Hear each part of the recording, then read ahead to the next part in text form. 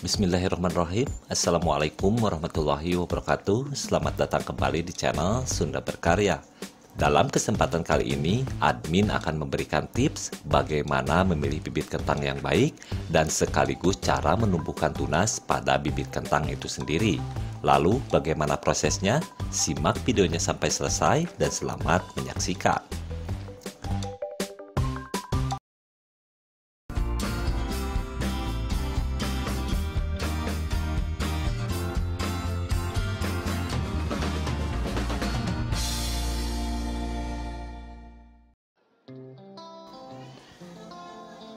Pertama-tama, persiapkan terlebih dahulu bibit kentangnya.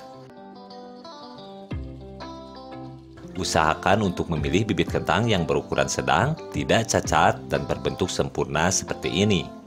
Dan ukuran ideal bagi kentang yang akan dijadikan bibit adalah berukuran tidak terlalu besar ataupun terlalu kecil.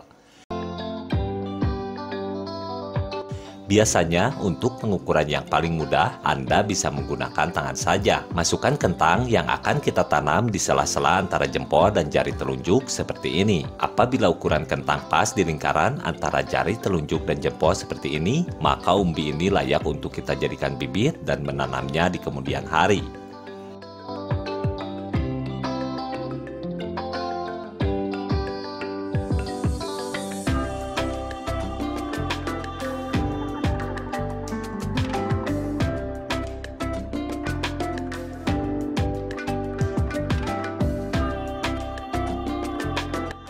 Langkah selanjutnya, siapkan wadah untuk menyiapkan bibit.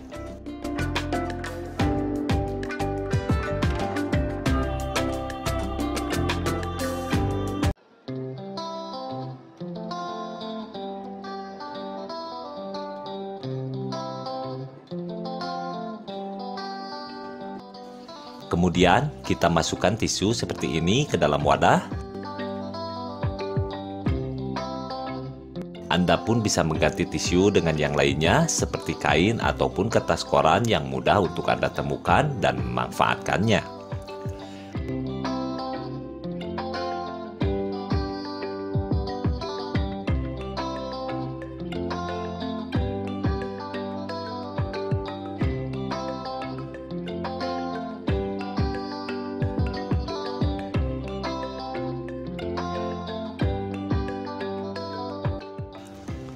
Kemudian, basahi tisu secukupnya saja, dan ini bertujuan untuk menjaga kelembapan media yang akan kita jadikan wadah untuk menyemai ubi kentangnya.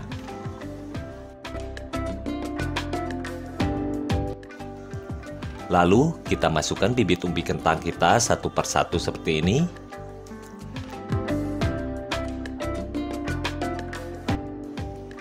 Usahakan untuk tidak membasahi media semai berlebihan karena akan menyebabkan pembusukan pada umbi kentang itu sendiri. Karena dengan kondisi seperti ini, bibit kentang tidak bisa kita tanam dan kalaupun dia tumbuh di tengah penanaman pada saat dia berumur 25 hari atau lebih, dia akan layu dan mati dengan sendirinya.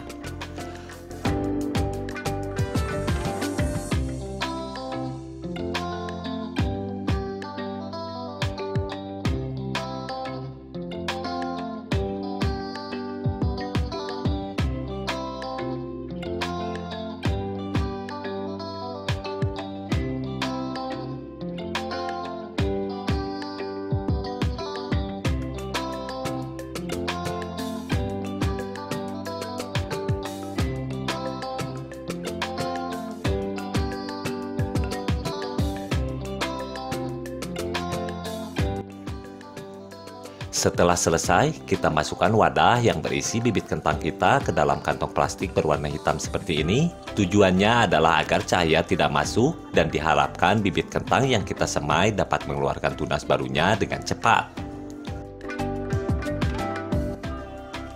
Jangan lupa untuk memberikan celah atau lubang pada kantong plastiknya agar udara dapat masuk ke dalam dan menghindari kelembapan yang tinggi. Dan luangkan waktu Anda 1 minggu sekali untuk mengeluarkan bibit kentang yang busuk dan jangan menyiramnya selama proses pertumbuhan tunas ini. Dan biasanya bibit kentang akan mulai mengeluarkan tunas barunya ketika dia berumur 70-85 hari dari masa semai.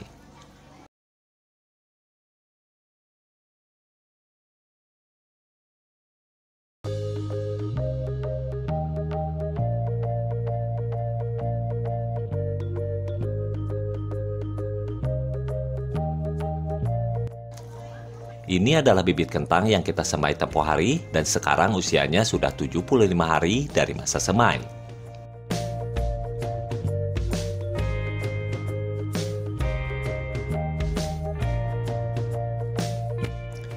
Di sini bisa kita lihat umbi kentang yang sudah mulai mengeluarkan tunas barunya seperti ini.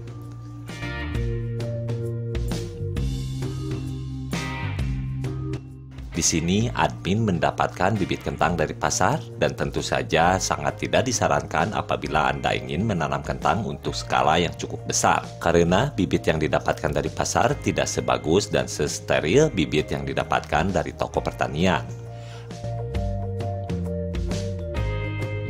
Berbeda apabila Anda ingin menanamnya untuk hobi saja dan bukan untuk skala yang besar dan menanamnya di dalam polybag saja untuk skala rumahan. Maka cara yang admin pakai di sini bisa untuk Anda coba di rumah masing-masing.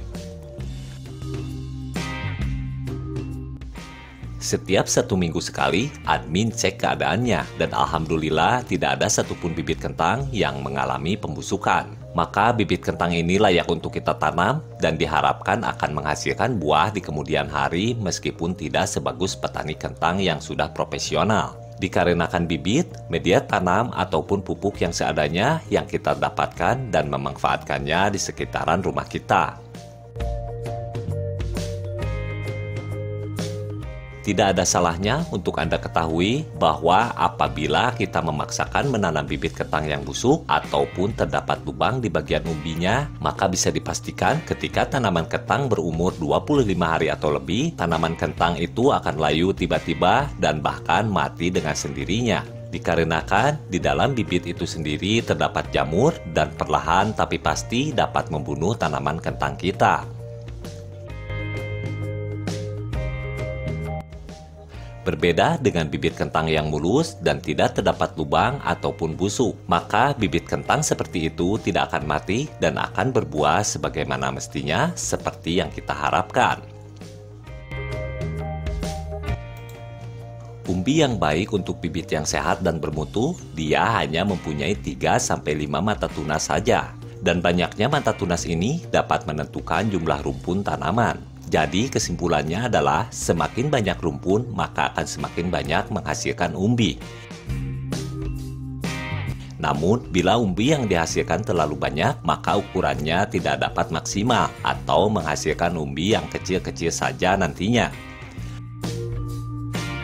Berbeda dengan bibit yang memiliki tunas yang sedikit, dia akan menghasilkan umbi yang besar namun sedikit. Maka Anda bisa membuang mata tunas daripada bibit kentang tersebut apabila Anda mau menghasilkan bibit yang besar. Ataupun membiarkan mata tunas bibit sebanyak mungkin apabila Anda ingin menghasilkan kentang yang banyak meskipun buahnya kecil-kecil nantinya. Lalu media tanam apa saja yang akan digunakan untuk menanam bibit kentang yang kita semai ini? Insya Allah admin akan mengulasnya di video selanjutnya.